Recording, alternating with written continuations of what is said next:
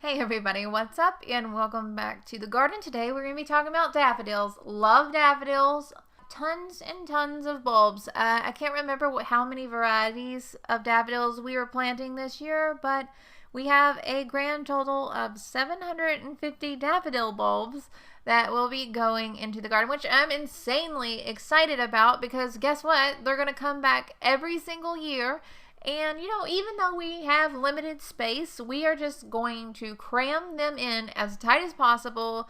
And we are going to get some awesome looking blooms in the springtime that we can use for cut flowers. Let's get into it. Lots of work. The first thing I'm going to do, of course, is dig a trench. Now, if you are unfamiliar with trench planting, I already have an older video that you might want to check out. I'll put the link in the card section of this video if you want to see that. But it really is as simple as it sounds. I'm digging a trench. I'm also going to go ahead and make my plant labels because, of course, we need to know, what we're actually growing. If you have been on the channel for any amount of time, you know I'm terrible at labeling things, but that is something I'm working on because there's always room for improvement. I ordered a lot of these bulbs from Dutch Grown. This, of course, isn't a sponsored video. I am just telling you where I got these. The quality were excellent, amazing, like the best supplier I used this year. Definitely going to be using them in the future. Again, not sponsored, just thought I would tell you. So the first thing I'm going to do to begin trench planting, you can see I've dug this trench pretty deep. It's about 6 inches deep. It's easily twice the depth of the bulb height is what people generally say. You'll notice as I arrange these, I'm wearing gloves first of all because there are some toxins in daffodils that can kind of irritate your skin and cause kind of blisters and stuff, or at least that's what happens to me. So I like to be on the safe side with this. You'll also notice that I am arranging these bulbs fairly close. For example, the package said 4 to 5 bulbs every square foot. I generally arrange my daffodil bulbs about 4 to 5 inches apart from each other. The main reason I do this, as you know, I'm growing for cut flowers. And, of course, in the future, as these multiply, I can always just dig them up and divide them. If you are unfamiliar with the process of dividing daffodils, you can check that video out as well. I'll put the link in the card so you guys can click that and see that as I divide daffodils. Anyway, so I'm just going to arrange these in my trench about 4 to 5 inches apart. That's it. It's really that simple. The reason I love trench planting is that it is so quick and efficient to plant tons and tons of flower bulbs. You can also do the same with tulips, which I have a video on and another video coming. Ooh. And of course, when you are planting in a trench, you don't have to make a straight line like I'm doing. I know some people, you can dig a hole that's a circle, that's shaped in a circle, and you can have more natural looking kind of drifts of daffodils. You don't have to do it in a straight line. As I said, the main reason I plant in a straight line, it just makes them easier to pick when I'm picking cut flowers. One of the main goals in planting daffodils this year is I had to squeeze all of these daffodil bulbs into a very, very limited space. My backyard in general is about 30 by 30 feet, 30 feet by 30 feet, so it's not very large. And I planted the daffodils in an area of the yard that is not the greatest planting spot. Really, it's a little bit outside of where I normally plant in the summer because this gets heavy, heavy shade under a large tree. However, I can use it for daffodils because that tree is bare and does not have any leaves in the fall, winter, and spring. So when those daffodils do finally emerge, they will be getting plenty of sun. So I was able to put all 750 daffodils in a space that was roughly 9 foot by 12 foot. While that would have been a large chunk of my garden real estate, this was a space that was previously unused.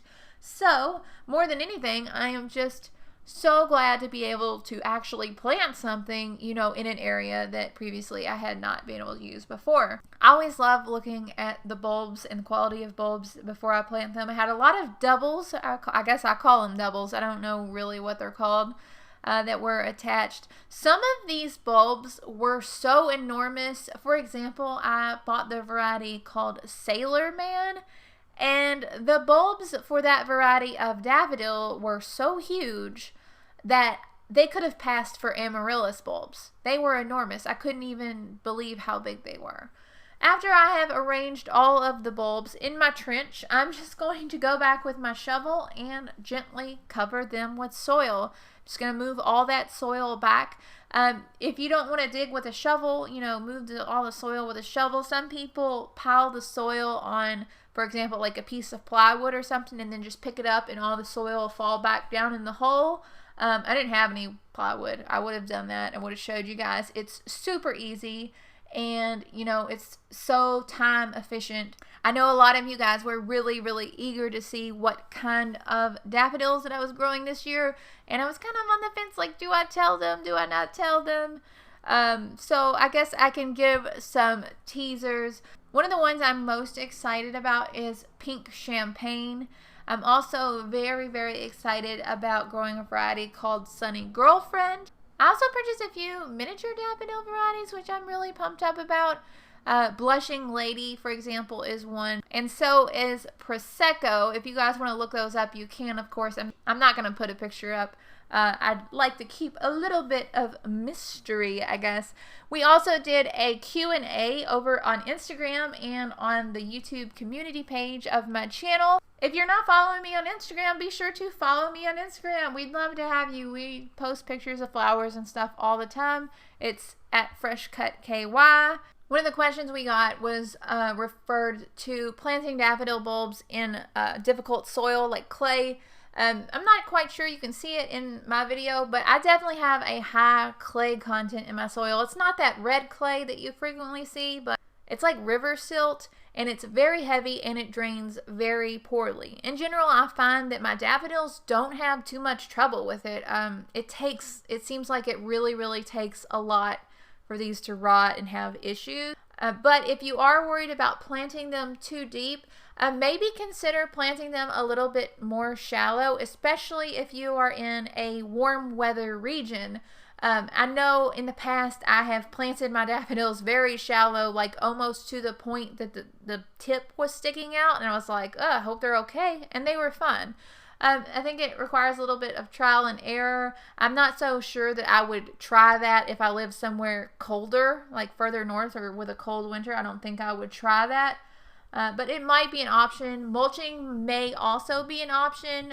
Planting a little bit shallower and then mulching around it, because daffodils are pretty resistant to deer and pretty resistant to rodents.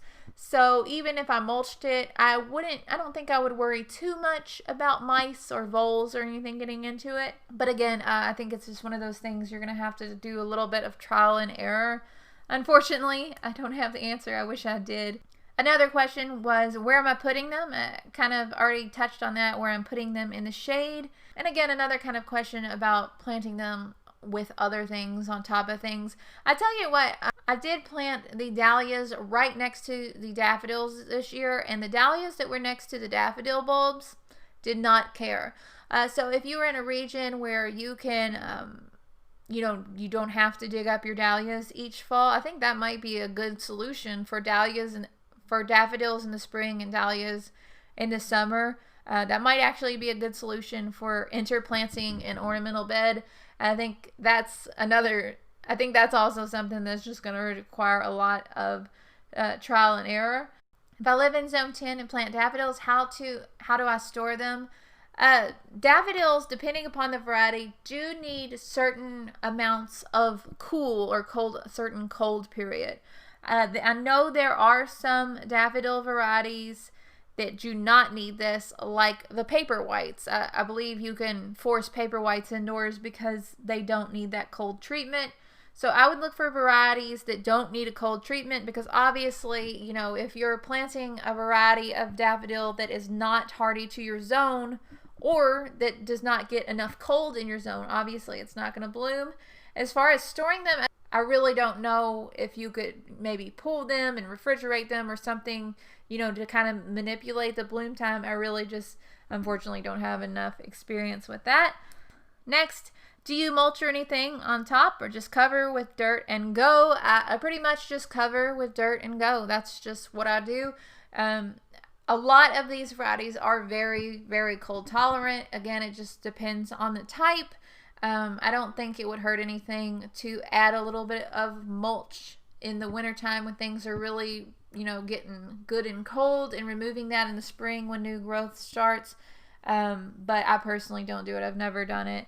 I had a lot of questions about cutting them as well, and if you're interested in that, I do have a video about cutting them. I'll put that link in the cards as well. Ideally, you want to cut them when they're kind of at a soft marshmallowy feeling, the bloom is. Another one was, what's that ooze coming out of them? As far as I know, that's just the sap, and there's some toxins in that sap that can really irritate your skin. I've learned this one from experience. And a lot of people, you know, say that you should not other flowers and flower arrangements. But I found that you really can, but the key is you want to let them condition by themselves first. So for example, I always like to pick the daffodils and then let them sit 24 hours at least in their own vase of water to let all that sap kind of just out. And then after that, I can arrange them with other flowers. If I do it beforehand, it seems like the daffodil sap kind of gets drawn up by the other flowers. The other flowers wilt very fast. It just is kind of a mess, so I don't do it that way. It takes a little bit of extra time, but I definitely think it's worth it. Our next question is, I live in Kentucky. Do you have to dig up the daffodil bulbs to survive our winter? No, absolutely not. Daffodil bulbs are for Kentucky. It's great. They grow great here. That's why we see so many of them just growing along the roadsides, which I love. Those are, you know, they naturalize so well. So plant the daffodils in the fall. Make sure that you have a variety that is hardy to our growing zone, and plant them and leave them be. They will bloom in the spring. They will be beautiful. Leave all the foliage there. Let them die back naturally. They'll come back every season. Eventually, you might have to divide them, but they should just look gorgeous. Last but certainly not least, the last question we have. It seems like there's early, mid, and late season daffodils. How can you kind of plan for timing? That's a tough one. There are definitely early, late, and mid-season daffodils. Most of mine are kind of like mid-season, but I do have a few early, super early bloomers and a few super late bloomers. The best advice I have is to look when you're ordering your bulbs. A lot of times it'll say what month that they bloom, and I generally find that those months are pretty reliable. For example, I have one in the garden that through a lot of research I've been able to decide that it is the variety called Cragford, and it's awesome. One of the reasons I love it so much is that it blooms later. It blooms in May. It blooms at the end of May and sometimes the first week of June. That's so much better than the early bloomers for me personally, because in May I have ranunculus, I have snapdragons on the way. I have so many more flower things that I can mix with that and get that, you know, that same little cute pop of color from these little cute daffodils. So in the future, I definitely want to be thinking about more and more late season blooms. But I guess my best advice is just, you know, try different varieties, pay attention to what the packet says, and try to figure out which ones can go together and which ones will bloom at the same time, I hope. That's really about it for this video. I hope that it was helpful. I always feel like, you know, I just start rambling on and on. Let me know any questions you have down in the comments below, and of course I will do my best to try to get back to you and answer those as soon as possible, as long as I'm out here getting all the work done, getting everything done, getting the fall garden ready for spring. I am so incredibly excited. If you're new to the channel and you're not subscribed, be sure to hit the little button and hit the bell icon if you want notifications whenever we post a new video. I grow a lot of cut flowers. Sometimes I grow vegetables, DIY projects, or who knows. So if you like a little bit of surprise, you might like this channel.